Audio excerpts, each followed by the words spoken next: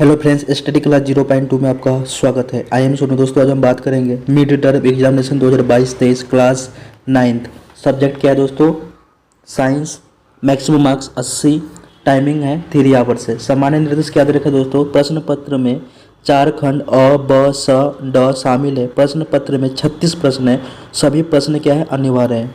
दूसरा देखा है खंड अ, प्रश्न संख्या 1 से 16 सभी प्रश्न और उनके भाग एक एक अंक के हैं। इन प्रश्नों में बहुविकल्पीय, अति लघु उत्तरीय प्रश्न है और अभिकथन कारण प्रकार के प्रश्न शामिल हैं। इनके उत्तर एक शब्द या एक वाक्य में दिए जाने चाहिए। प्रश्न संख्या 17 से 20 सभी प्रश्न 4 अंक के हैं और इन प्रत्येक प्रश्नों में 5 उप प्रश्न हैं जिनमें से कोई 4 के उत्तर देने हैं। दोस्तों, आगे बात करते हैं। आगे क्या दे रखा है दोस्तों? तीसरा दे रखा है दोस्तों खंड ब, प्रश्न संख्या 21 से 26 लघु उत्तरीय प्रश्न है। प्रत्येक के 2 अंक है। इन प्रश्नों के उत्तर 30 से 50 शब्दों के दायरे में होने चाहिए। चौथा दे रखा है खंड स, प्रश्न संख्या 27 से 33 लघु उत्तरीय प्रश्न है। प्रत्येक के 3 अंक है। इन प्रश्नों के उत्तर 50 से 80 शब्दों के दायरे में होने चाहिए। पांचवा दे रखा है खंड ड, प्रश्न संख्या 34 से 36 दीर्घ उत्तरीय प्रश्न है जिनमें से प्रत्येक में 5 अंक है और इन प्रश्नों का उत्तर 80 से 120 शब्दों में होने चाहिए। छठा दे रखा है कोई समग्र विकल्प नहीं है। हालांकि कुछ प्रश्नों में आंतरिक विकल्प दिए गए, एक छात्र को ऐसे प्रश्नों में से केवल एक विकल्प का प्रयास करना होता है। सातवां दे रखा है जहां कहीं आवश्यक हो साफ सुथरे और उचित रूप से नामांकित चित्र बनाए जाने चाहिए। तो दोस्तों, पहला क्वेश्चन दे रखा है आपका, है ना, कि लकड़ी की मेज को ठोस कहा जाता है, कारण देना है। उसके बाद दे रखा है अथवा में दे रखा है आपका। दूसरा क्वेश्चन है एमसीक्यू बेस है। तीसरा क्वेश्चन दे रखा है आपका, आप कैसे पुष्टि करेंगे कि आपको दिया गया रंगहीन तरल पदार्थ शुद्ध जल है। चौथा आपका एमसीक्यू दे रखा है। पांचवा जो क्वेश्चन है आपका CO2 पानी जैसे पदार्थ कोशिका के अंदर और बाहर कैसे जाते हैं। छठा क्वेश्चन है प्लाज्मा झिल्ली को वर्णनात्मक पारगम्य झिल्ली क्यों कहा जाता है, अथवा लाइसोसोम को आत्मघाती थैली भी क्यों कहा जाता है। उसके बाद दे रखा है दोस्तों, आगे हम बात करते हैं। आगे क्या है? सातवां जो क्वेश्चन है ना, एमसीक्यू बेस है। आठवां क्वेश्चन है हृदय की मांसपेशियों की 2 विशेषता बताना है। नौवां क्वेश्चन भी आपका है एमसीक्यू बेस है। उसके बाद रखा है 10वां क्वेश्चन भी आपका एमसीक्यू बेस है। 11वां क्वेश्चन में दे रखा है आपका कि बस की छत पर रखे किसी भी सामान को रस्सी से बांधने की सलाह क्यों दी जाती है। एक कराटे खिलाड़ी एक ही झटके में बर्फ की सिल्ली को कैसे तोड़ देता है। उसके बाद दे रखा है दोस्तों 12वां क्वेश्चन भी आपका एमसीक्यू बेस है ना। अथवा में दे रखा है आप अपने वाहन में यात्रा करते समय सीट बेल्ट बांधना क्यों आवश्यक समझते हैं। 13वां जो क्वेश्चन भी आपका एमसीक्यू बेस है। 14वां जो क्वेश्चन दे रखा है आपका, है ना, अभिकथन और कारण दे रखा है। 15वां भी क्वेश्चन है आपका सेम है। 16वां भी क्वेश्चन सेम है। 17वां क्वेश्चन दे रखा है आपका कि मछली के कृत्रिम प्रजनन, पालन और प्रत्यारोपण को मत्स्य पालन कहा जाता है। इसे मछली पालन भी कहा जाता है। मछली पालन शब्द एक्वा फार्मिंग जल कृषि या टैंकों के अंदर या घर के तालाबों में मछली पालने के लिए विशिष्ट है।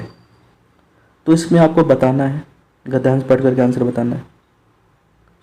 उसके बाद दे रखा है दोस्तों 18वां क्वेश्चन भी आपका गद्यांश बेस है। 19वां भी क्वेश्चन आपका गद्यांश बेस पे है। इसी में से आपको देख करके आंसर बताना है। उसके बाद दे रखा है दोस्तों, आगे हम बात करते हैं 20वां भी क्वेश्चन दे रखा है आपका गद्यांश नहीं, जंतु कोशिका, है ना। इसमें क्या दे रखा है दोस्तों कि जंतु कोशिका समूहीकृत हो और जंतु उत्तक बनाती है।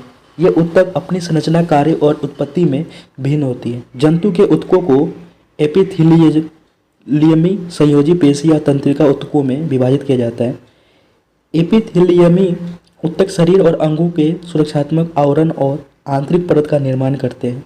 संयोजी उत्तक शरीर में अन्य उत्तकों को जोड़ते और सहारा देते हैं। पेशीय उत्तक गति को गमन में मदद करता है। यह हड्डियों और अन्य संरचनाओं को सहारा प्रदान करता है। तंत्रिका उत्तक परिधीय और केंद्रीय तंत्रिका तंत्र बनाते हैं। तो 4 नंबर में दे रखा है दोस्तों। इसी में से आपको एमसीक्यू दे रखा है, इसी में से आपको पढ़ के आंसर बताना है। गद्यांश दे रखा है, इसमें से आपको दे करके आंसर बताना है। 21वां जो क्वेश्चन दे रखा है आपका कि 2 नंबर का है कि निम्नलिखित तापमान को केल्विन में परिवर्तित कीजिए, ठीक है। और बी दे रखा है आपका गर्म शुष्क दिनों में डेजर्ट कूलर क्यों बेहतर ढंग से ठंडा करता है। 8वां दे रखा है कि मटके में रखा पानी गर्मी में कैसे ठंडा हो जाता है। 22वां क्वेश्चन दे रखा है आपका दोस्तों, 22वां क्या दे रखा है, बृहद पोषक तत्व किन्हें कहते हैं, 2 बृहद पोषक तत्वों के नाम दीजिए। तो 22वां क्वेश्चन दे रखा है आपका।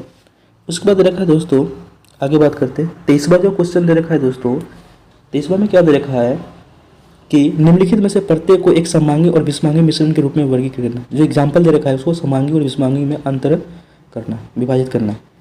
बी दे रखा है दोस्तों, विलयन के घटकों के नाम लिखिए। 8वां में क्या दे रखा है, आयोडीन का टिंचर क्या है। बी दे रखा है आपका, क्या विलियन टिंडल प्रभाव दर्शाते हैं, क्यों। उसके बाद दे रखा है दोस्तों, आगे हम बात करते हैं 24वां क्वेश्चन दे रखा है आपका, है ना। उसके बाद है आपका 25वां भी क्वेश्चन है। 26वां क्वेश्चन दे रखा है कि जंतु कोशिका का साफ सुथरा क्या है, नामांकित चित्र बनाना है ना। 27वां दे रखा है आपका, हम संतृप्त विलयन को असंतृप्त विलयन में कैसे बदल सकते हैं, कोई 2 तरीके बताइए। बी दे रखा है आपका, चीनी का पानी में विलयन, है ना, वात युक्त पेय। ए दे रखा है, निलंबन किसे कहते हैं, इसके गुणधर्म लिखिए। बी दे रखा है आपका, निलंबन के कणों का आकार कोलाइड के कणों के आकार से बड़ा होता है या छोटा होता है। उसके बाद बात करते हैं दोस्तों, क्या दे रखा है आपका 28वां भी क्वेश्चन है आपका, निम्नलिखित का उत्तर दीजिए। क्या दे रखा है आपका, उसके बाद दे रखा है आपका ए, कौन सा कोशिका का अंग कोशिका की अधिकांश गतिविधियों को नियंत्रित करता है। निम्नलिखित में से किस प्रकार का प्लास्टिड अधिक सामान्य है। ए, पादप की जड़ों में।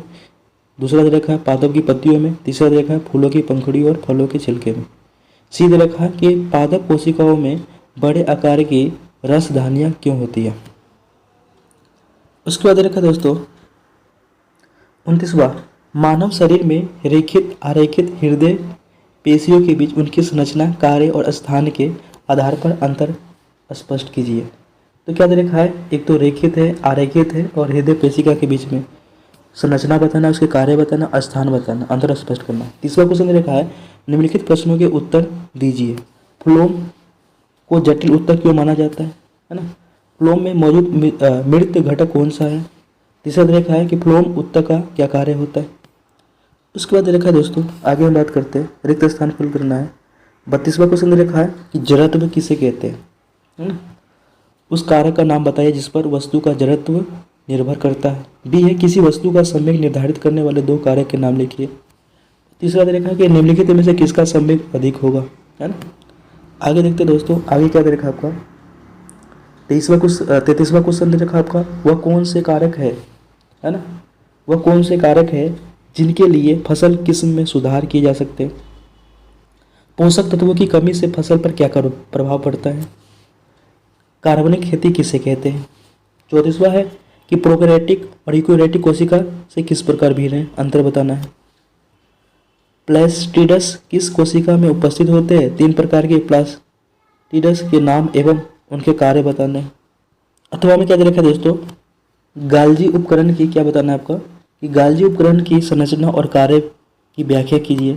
बी दे रखा है कि कोशिका में केंद्रक का क्या कार्य होता है। डीएनए और एटीपी का पूरा नाम लिखिए। उसके बाद देखते दोस्तों 35वां क्वेश्चन है कि वाष्पीकरण को प्रभावित वृद्धि और कमी करने वाले 4 कारक, है ना, 4 कारक बताइए। क्या दे रखा है, 4 कारक के बारे में आपको बताना है। गर्मियों में हमें किस प्रकार के कपड़े पहनने चाहिए और क्यों। सी दे रखा है ऊर्ध्वपातन किसे कहते हैं। ठीक है दोस्तों, उसके बाद देखते हैं दोस्तों 36वां क्वेश्चन है कि किसी वस्तु की गति के बारे में आप क्या निष्कर्ष निकाल सकते हैं यदि उसका गति समय ग्राफ में सीधी सरल रेखा समय अक्ष के समांतर है। वह राशि कौन सी है जिसे वेग के समय ग्राफ रेखा के नीचे घेरे गए क्षेत्र द्वारा मापा जाता है। उसके बाद रखा है दोस्तों सी, है ना। अथवा में दे रखा है आपका, अथवा में क्या दे रखा है दोस्तों, एक रेलवे स्टेशन से शुरू होने पर और एक समान त्वरण के साथ चलने पर ट्रेन 10 मिनट में 3600 किलोमीटर की चाल प्राप्त करती है। इसे त्वरण परिकलित कीजिए। विधि रेखा है कि इस स्थिति में किसी वस्तु के औसत वेग की का परिणाम उसकी औसत चाल के बराबर होता है। सीधी रेखा है कि एक ऑटोमोबाइल के चाल मापी और पथ मापी से क्या मापा जाता है। तो दोस्तों, अगर ये वीडियो आपको अच्छा लग रहा है तो लाइक, सब्सक्राइब एंड शेयर कीजिएगा। जय हिंद, जय भारत।